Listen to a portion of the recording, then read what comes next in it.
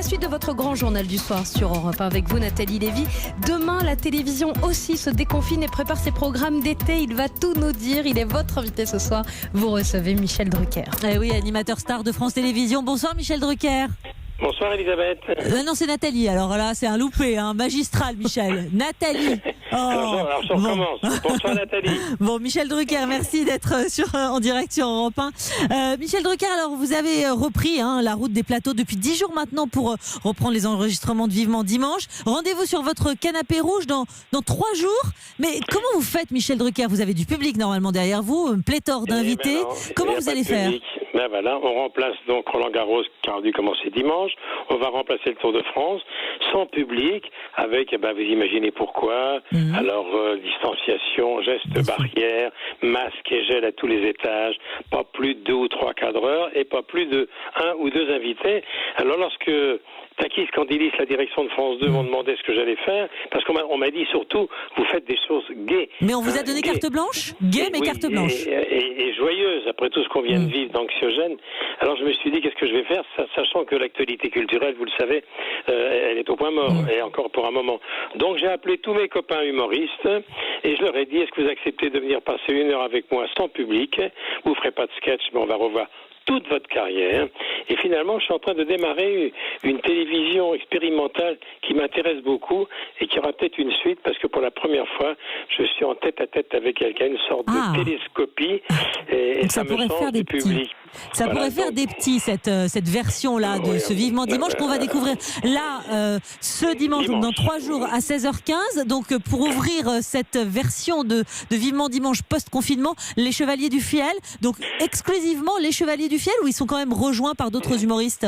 Non, ils seront tous seuls parce que pas plus de 3 personnes sur le canapé. Voilà. Mais vous savez, les humoristes à la télévision ailleurs, ils viennent, ils font leur sketch, un petit tour, un petit peu de promo et s'en vont.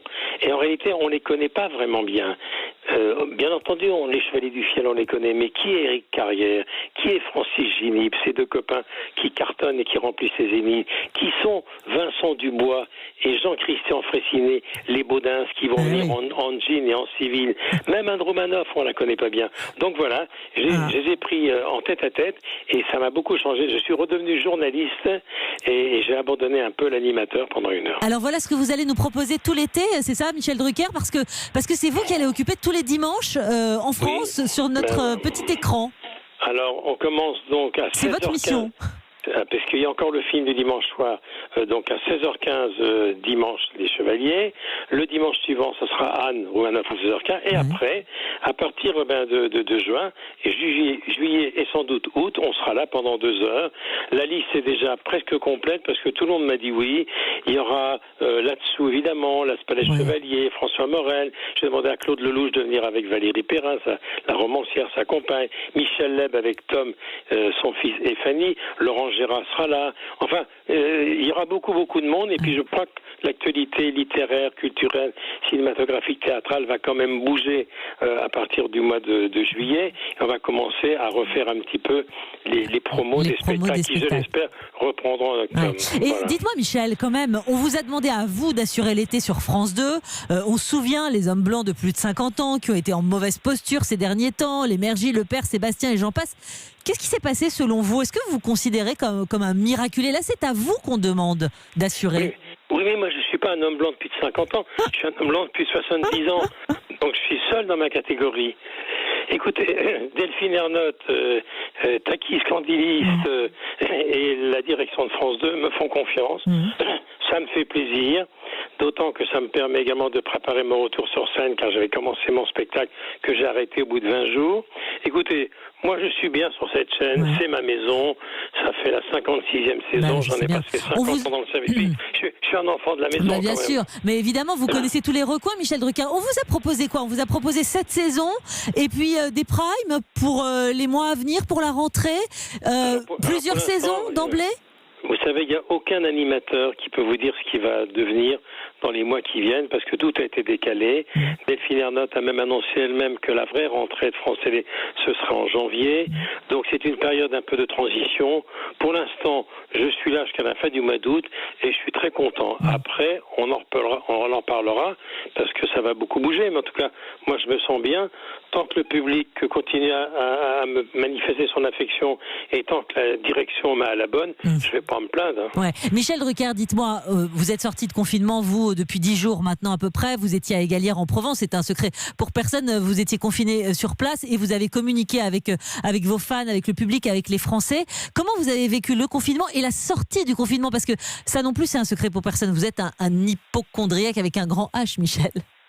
Ça n'a pas grand-chose pour moi, ça n'a pas changé, puisque je me lavais déjà les mains beaucoup. Il m'arrivait de mettre mon masque quand je faisais du vélo, et j'avais souvent des gants. Et j'exagère, mais j'exagère à peine. Alors moi, mon confinement, ça a été simple. Vous savez que j'ai un rapport assez fort avec les seniors, évidemment, je suis un peu leur représentant. Donc, il y a une dame qui m'a appelé, une gérontologue, bénévole, qui a lancé une page Facebook Stop à l'isolement qui s'adressait à tous les résidents des 7500 EHPAD de France. Donc, j'ai communiqué avec tous ces résidents, y compris avec ceux et celles qui malheureusement étaient bien isolés souvent chez eux et bien seuls.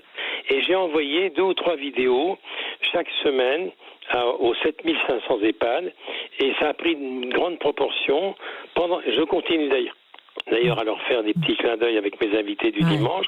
Pendant ce temps-là, ma fille Stéphanie et ma petite fille, elles ont sorti la machine à coudre et elles ont fait des masques pour tout le village et tous les gens du village qui en avaient besoin. Génial. Voilà. Alors, Michel, du coup, vous êtes dans quel état d'esprit quant à la suite des événements? On parle des municipales, peut-être en juin, 2 dates sont évoquées. Je ne vais pas vous demander votre avis sur la politique, mais franchement, sur la suite... Si vous pouvez. Alors oui, sur la tenue des municipales. Alors, par exemple, dès juin, quand on voit évidemment ce qu'on a vécu, qu'est-ce que vous en dites, vous?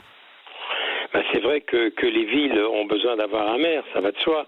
Alors j'ai vu que je vous ai entendu attentivement, certains sont pour le mois de juin, d'autres pour plus tard. Moi, ce que je veux surtout vous dire, moi, après ces périodes très anxiogènes, et pas seulement en France, c'est que, j'espère que les Français vont pouvoir aller s'aérer un petit peu, même si pour l'instant ils ne peuvent pas aller au-delà des 100 km.